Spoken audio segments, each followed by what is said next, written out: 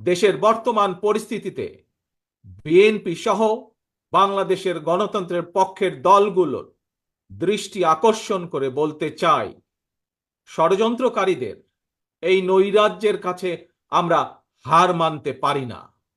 আমি বিশেষ করে এই মুহূর্তে দেশের সবচেয়ে বড় এবং জনপ্রিয় রাজনৈতিক দল হিসাবে সারা দেশে বিএনপির সর্বস্তরের নেতাকর্মীর প্রতি আহ্বান রেখে বলতে চাই, আপনারা যিনি যেখানে বসবাস করেন সেখানে আপনার বন্ধু কিংবা পাড়া প্রতিবেশী, তিনি মুসলমান, বৌদ্ধ, হিন্দু, খ্রিস্টান, ধর্মীয় পরিচয় যাই হোক না কেন, বিশ্বাস যাই হোক না কেন, তার নিরাপত্তায় আপনি ঢাল হিসাবে দাঁড়িয়ে দৃষ্টান্ত স্থাপন করুন। আমাদেরকে মনে রাখতে হবে, বাংলাদেশে ভূখণ্ডে বসবাসকারী প্রত্যেকটি মানুষের একটি পরিচয়, সেটি হচ্ছে আমরা বাংলাদেশী।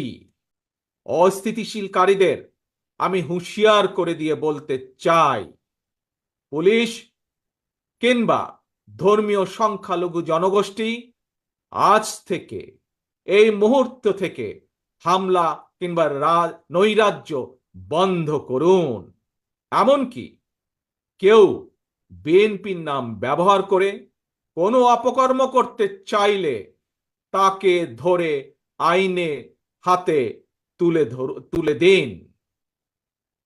কোনো পুলিশের বিরুদ্ধে কোনো সুনির্দিষ্ট অভিযোগ থাকলে সংশ্লিষ্ট কর্তৃপক্ষের কাছে যথা নিয়মে অভিযোগ দায়ের করুন।